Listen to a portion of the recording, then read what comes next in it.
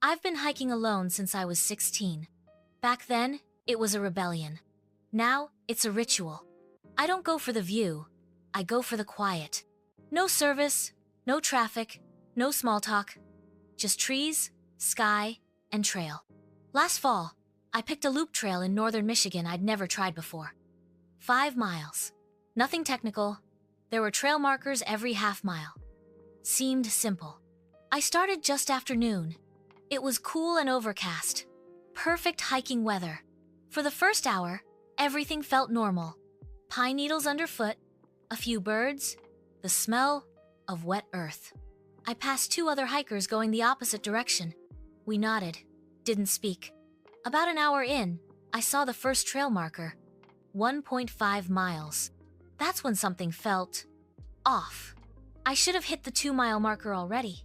I shrugged it off. Maybe I missed one. Maybe it had fallen. Not a big deal.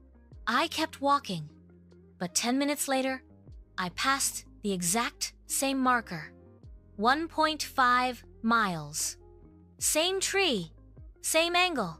Same weird smudge across the number. Now I was paying attention. I backtracked a bit.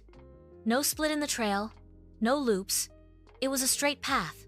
And yet, the same marker again. I checked my phone's GPS. No signal. Of course. I kept walking, now listening harder, trying to be logical. That's when I noticed the woods were too quiet. No birds. No wind. Not even the rustling of leaves. Just me. And my footsteps.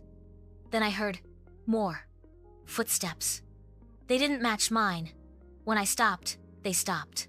When I moved faster, so did they. I spun around. Nothing. Just empty woods. But my gut. Something in my gut told me I wasn't alone. I picked up the pace. My boots hit the dirt louder than I liked. My breath came fast. I scanned for trail markers. Trees began to look the same. Too much the same. Then I saw it again. 1.5 miles. That's when I panicked. I started running. I'm not proud of that. I know better. Running in the woods can get you injured, lost, or both. But this wasn't normal. I knew I wasn't lost.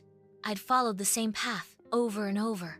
Something was wrong with the trail itself, and I wasn't alone. Every so often, I'd hear a branch crack behind me, or to the side, or somewhere ahead. But every time I looked, nothing. Then I passed a tree with deep scratch marks. Not claw marks, something dragged, sharp metal across it, carved in 5 deep gashes. Not random, deliberate. I pressed on. I passed another 1.5 miles marker. Then another. The air started to feel thick. Not humid, just heavy. Like walking through breath. It was getting darker, faster than it should. And then, up ahead I saw a person. They were facing away from me, standing in the middle of the trail, wearing the same clothes I was wearing. Same backpack. They didn't move. I stopped cold. My heart was slamming in my chest. They turned their head, just slightly, and I saw their profile. It was me, not just similar.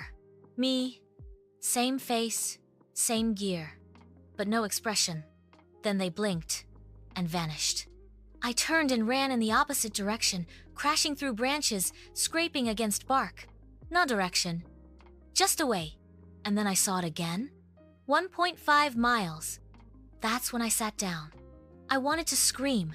I wanted to tear the marker off the tree, but I didn't. Instead, I tried something else. I walked off the trail. No compass, no GPS, just gut feeling and a desperate gamble.